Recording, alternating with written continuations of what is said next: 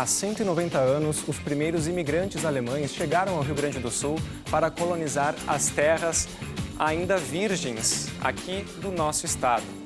Mas muitas delas muitas comunidades ainda preservam costumes de seus antepassados, como os moradores aqui da Serra.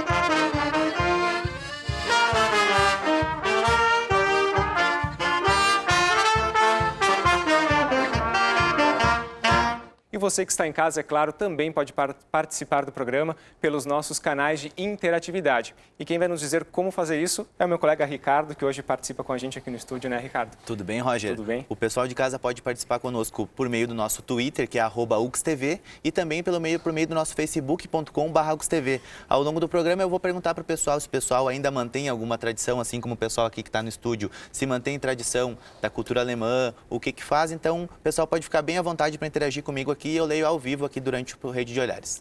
Quando a gente fala de Alemanha, a gente tem que primeiro pensar assim, a Alemanha como Estado constituído, ela só passou a existir em 1871. Então, mas a gente pode falar de Alemanha como uma nação, como cultura. Mas especificamente nessa época, início aí, primeira metade da década de 20, 1824, a Alemanha ainda estava se recuperando dos processos causados pelas invasões, pelas guerras napoleônicas. Então, Napoleão tinha desmanchado o Sacro Império Romano Germânico, que foi transformado em Confederação do Reno e que, após o Congresso de Viena, virou, então, a Confederação dos Estados Germânicos. Então, tu tem uma realidade social bastante complicada, tu tem, ainda por situações de problemas de guerra, muita gente com problema na produtividade, escassez de alimentos e tem alguma necessidade de buscar algum espaço, alguma maneira, alguma alternativa de sobrevivência. Assim. E eles recebiam algum tipo de incentivo do Império aqui brasileiro para virem para cá? Na verdade, a proposta era bem tentadora. Assim, a proposta era que esses imigrantes viriam para cá, que eles receberiam essa propriedade. Nós temos vários momentos de processo de imigração, tanto alemã como outras imigrações também, mas nesse primeiro momento a ideia é que eles receberiam lotes de terra. Além desses lotes de terra, receberiam ferramentas para utilizarem no seu trabalho, né? Todas cedidas pelo Estado, e uma espécie de ajuda de custos, de mensalidade, correspondia a cerca de 160 réis, mais ou menos seria um franco alemão, né? Mensalmente eles receberiam essa ajuda. Num primeiro momento, então, eles vão chegar, né, nessa região que hoje corresponde à cidade de São Leopoldo, mas a colonização ela vai buscar todos esses vales férteis, né, do Rio Grande do Sul, né, ajudando ali o que o Dutra falou, né, essa promessa do então Império Brasileiro, do governo brasileiro, né, inclusive eles ganharam terras, 50 hectares de terra, para poder cultivar. Né? Claro que a realidade não foi bem essa, né? Mas eles, no primeiro momento, então, eles vão ocupar o Vale dos Sinos, né? O Vale do Rio Caí, certo? Depois eles vão também ocupar a parte do Taquari. E aí depois, então, quando essas terras praticamente elas se tornam todas elas ocupadas, então que aí no segundo momento, numa segunda leva de imigrantes, eles então sobem o Planalto. A Alemanha tem a lembrança dela como celeiro aí de grandes filósofos, grandes pensadores. Posterior a essa parte de colonização, depois desse período, é perceptível também essa forte tendência de virem para cá também estudiosos de áreas específicas também para ajudar nesse desenvolvimento da região? Sim. Boa noite, Roger. Boa noite a todos. Junto com a imigração alemã, veio também seus colonizadores, veio o pessoal que veio fazer o serviço braçal, mas sentiu-se a necessidade também de grandes profissionais do ramo de arquitetura, do ramo também educacional, de professores que vieram, que sentiram, a própria colônia sentiu a necessidade de trazer de lá professores para enriquecer essa cultura que hoje é vista da Alemanha.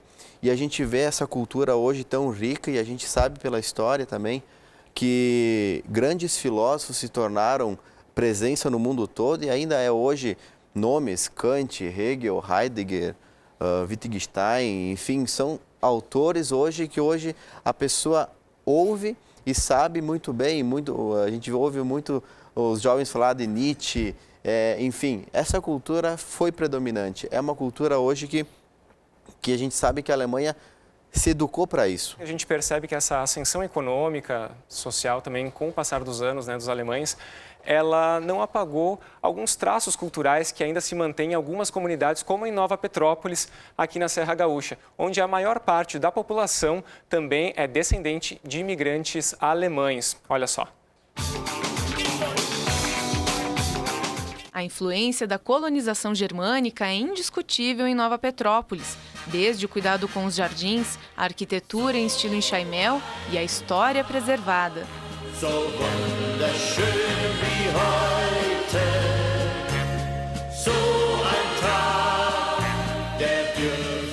Assim como a maioria dos moradores da cidade, seu Ovidio Hillebrand também é descendente de imigrantes alemães. O interesse pela história dos antepassados o levou a organizar um museu da família Hillebrand, que retrata também parte da história da imigração alemã na região. Os imigrantes alemães, de etnia alemã, mas que são da Áustria, do Império Austro-Húngaro. Nós fazemos questão de mencionar isso, porque é muito comum falar alemão, todo mundo é alemão, porque a língua é a nossa língua alemã, da etnia alemã.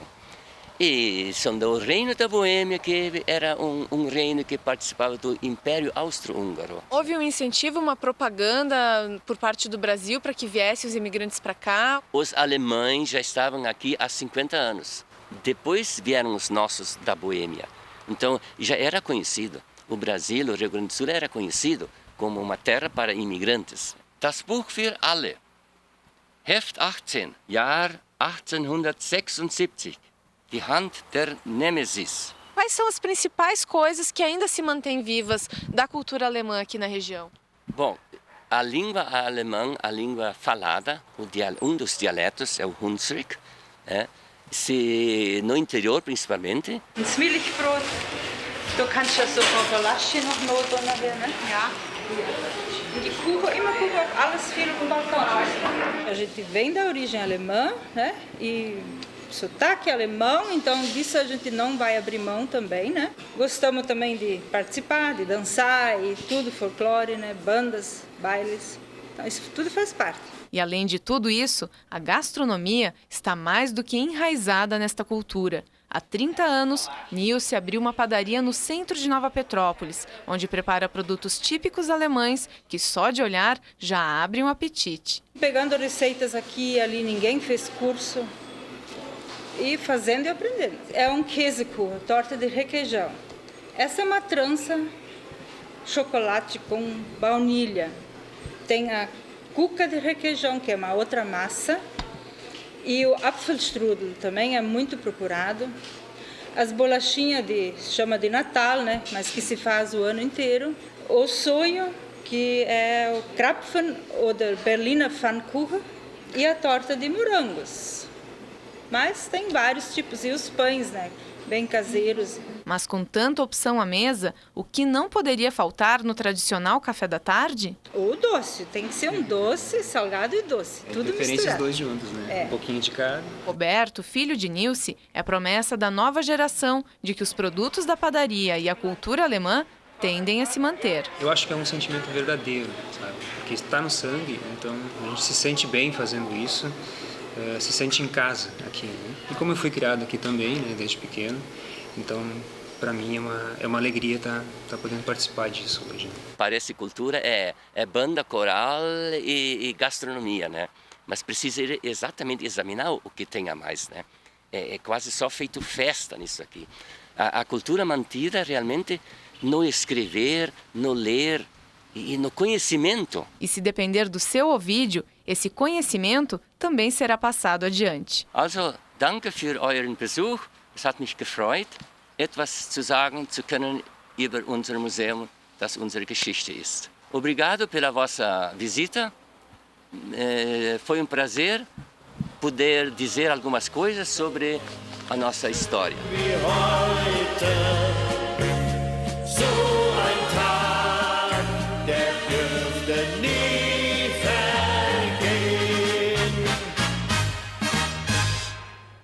Bom, e esse conhecimento, como a gente viu aí no VT, na reportagem, também é contado em muitas histórias pela Dona Ilse, que hoje está aqui no programa com a gente. Tudo bem, Dona Ilse? Tudo bem. Dona Ilse, boa noite.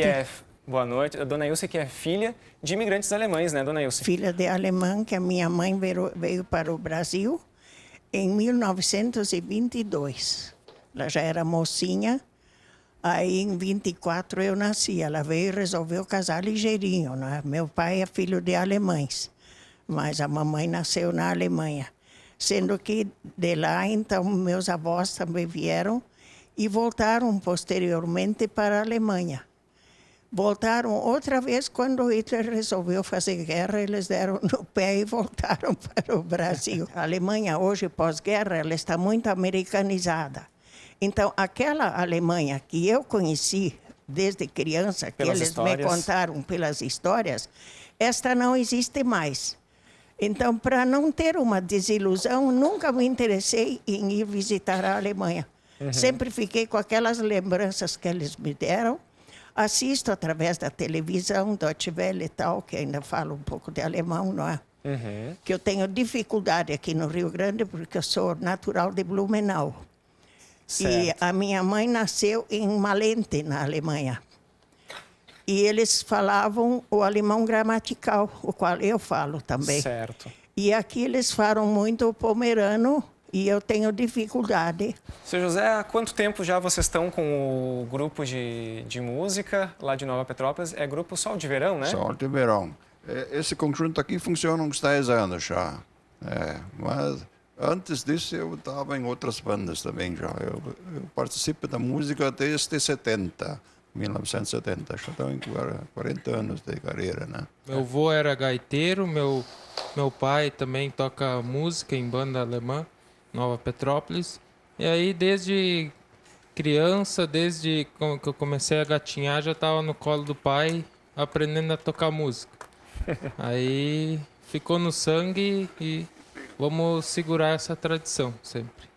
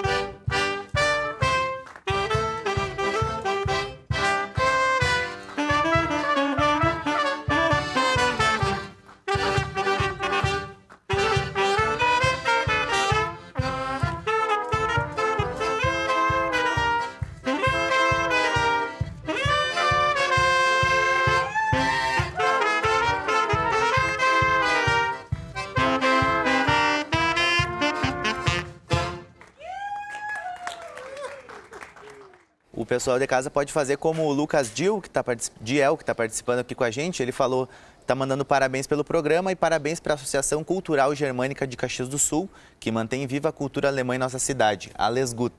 E também o Ronei Rosário, ele está falando que é bom saber mais sobre a cultura de um povo alegre e trabalhador. Está dando parabéns pelo programa pela diversidade e está dizendo que se surpreende a cada dia ao assistir. Lembrando que para o pessoal de casa participar, pode ser pelo meio do nosso facebook.com/uxtv ou pelo nosso Twitter, que é @uxtv. Estou aqui aguardando o pessoal de casa mandar os recados que eu leio aqui ao vivo durante o Rede de Olhares. Os alemães, eles são conhecidos por terem uma educação regrada, né? Uma educação rígida.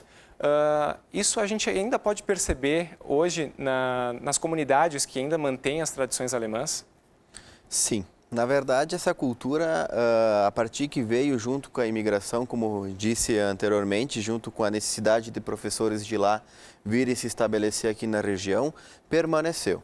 Não houve uma diferenciação que acabasse, mesmo na época aqui no Brasil, em 40, quando Getúlio quis extinguir com a língua italiana e alemã, né? Mesmo assim a cultura alemã conseguiu também prevalecer junto com a sua educação.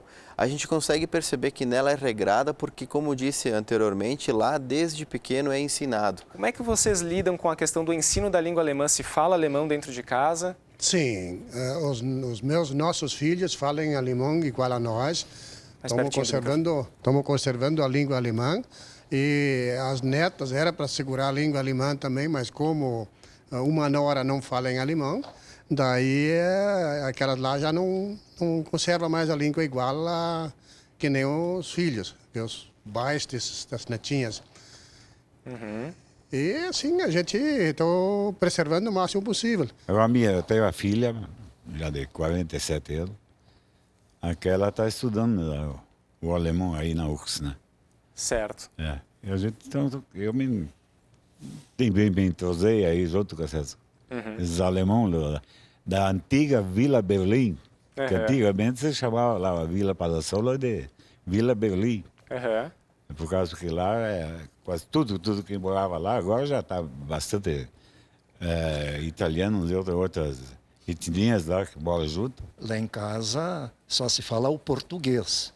Minha mulher é de origem alemã e como eu também, embora meu sobrenome é francês, né? É Ledour. E hoje em dia é por causa da origem. Na época as fronteiras não estavam delimitadas, como foi bem ponderado aí pelos professores, né? Não havia limites geográficos, havia né?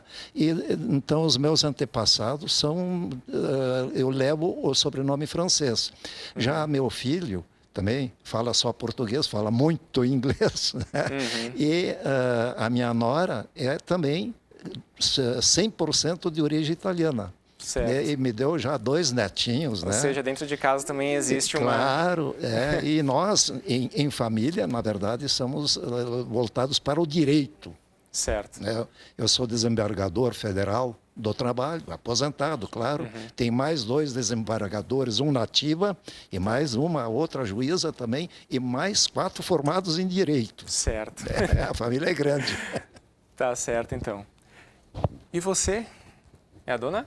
Arceli. Dona Arceli, vocês são rei e rainha do Kerp. O que significa o Kerp? O que significa o Kerp? É que todos os anos tem de ser no mesmo dia, quase, perto de 25 de julho. É o nosso Kerp do Alles Gut. Que significa que vai ser uma festa, se reúnem todas as famílias, e vai tocar uma bandinha, e uma missa na Chadinha sábado passado. E aí continua a festa do Kerp. Certo. Então tá joia. Obrigado, viu? Vai ser tudo, bastante gente, alemão e tudo que é mistura, tá? Então tá joia. Obrigado por terem vindo aqui hoje. Wagner, a gente percebe que dentro de casa mesmo, pela cidade, existe um querer preservar a cultura alemã. Principalmente, visualmente, a gente consegue identificar isso pela cultura em Chaimel, como na região das Hortênsias. Hoje as cidades, o plano diretor das cidades, eles também devem se adaptar à cultura e não vice-versa? Acho que sim, né? Com certeza, porque isso faz parte da constituição da nossa história, né? E deve ser preservado, deve ser bem pensado a questão da cultura. E agora eles falando ali dos alemães, do Kerb, né? Isso me lembra que eu não sou daqui, eu sou de Pelotas, onde nós temos então uma colônia alemã bem caracterizada na cidade. Isso é uma característica da colonização alemã, mesmo onde eles encontraram outras etnias, né, eles preservaram, tentaram se preservar em cantos específicos da cidade, né, e onde tem a festa do Kerb, onde eles ficam ali quase que uma semana festejando, é bem interessante. E a cidade ela tem que ter no seu plano, né, algumas coisas relacionadas principalmente à educação, que agora o William falava aqui, e eu tive a oportunidade de lecionar numa escola alemã, né, no Vale do Caí, onde, além do espanhol e do inglês, que hoje está na base da educação, se preservava o alemão. Então, eles tinham uma hora de alemão por semana, né? E também muito interessante a questão, que acho que cabe mencionar aqui, que os alemães chegam num país, ou na verdade, num país onde há um predomínio da língua latina, né? E principalmente a questão religiosa. Eles chegam numa América predominantemente católica, né? E eles introduzem aqui também, né, a Igreja Luterana, né, que eles preservam até hoje naquela região do Caí ali, são todos eles luteranos, né? Isso é bem interessante. Mas eu queria chamar a atenção também para uma coisa assim, ó, que agora falando um pouco de geografia do estado do Rio Grande do Sul, em termos de números e porcentagens de colonização, a colonização alemã, pode estar surgindo uma curiosidade, italianos, né, pelos dados que se tem, fica meio a meio. Hoje, dentro do estado do Rio Grande do Sul, 25% da população é composta por descendentes de alemães e 25% de italianos, né? E depois, então, entra os portugueses, açorianos, né, e tudo mais. Uhum. E esta configuração que nós temos hoje, socioterritorial do Estado, né, por exemplo, essa nossa metade norte do Estado, onde nós temos um grau de urbanização bem acelerado, isso está relacionado a essa imigração. Porque, diferentemente da metade sul, onde nós temos como base fundiária a grande estrutura fundiária, né, os alemães eles trazem, então, dentro da sua cultura, um minifúndio. O que possibilitou, por exemplo, que hoje 80% dos municípios gaúchos, que são em torno de 500, né, se encontrem nessa metade norte do estado. Certo. Né, 80% da população se encontra aqui também, né, e essa quantidade de municípios que nós temos aqui, tão próximos um do outro, com distância aí de 10, 15 quilômetros, nós passamos por 2, 3 municípios, e isso é uma característica do espaço rural que foi ocupado inicialmente aqui. Tá jóia, então. Obrigado. Lília, você tem um convite também para fazer para a gente, deixa eu pegar rapidinho o microfone aqui. Um convite para fazer para a gente, vocês estão em festa, né? Alles gut. Sim, nós temos o nosso baile de Kerb, que vai ser sábado agora, começa às 20 horas ali na comunidade de São Romédio. E a banda que vai animar o nosso baile é a banda Monte Azul. E aí, então, nós vamos ter o nosso tradicional jantar de Kerb também. Uhum. Então, eu vou dizer o que nós vamos ter no nosso Kerb. Bem rapidinho, dona Lília. Sim. Spießbraten mit Rindsfleisch, unser Schweinefleisch, Kartoffeln mit gebratener Zwiebel, weißer Reis, Sauerkohl, Sauergurke und Retissie und Salat und unser Kuchen mit abgekochter Wurst. Hast du verstanden? Certo, então, dona Lília. Eu creio que quem sabe italiano tenha entendido o cardápio direitinho, viu? Mas quem não conhece também pode ir para provar, de repente, sim, conhecer também um pouquinho da cultura alemã. Né? E o prato principal é a cuca com linguiça Quem conhece cozida. Alemão, desculpa, eu falei outra coisa, eu acho que é quem conhece alemão. Né? Dona Lília, então, obrigado, viu, pela presença, então, da Associação Cultural Germânica aqui de Caxias. Obrigado também à banda que veio de Nova Petrópolis hoje, Sol de Verão. Obrigado também aos nossos convidados. O nosso tempinho, infelizmente, acabou, mas a gente fica então aqui até uma próxima. A gente vai curtir agora um pouquinho do som da banda Sol de Verão, de Nova Petrópolis, e a gente se vê numa próxima. Auf Wiedersehen!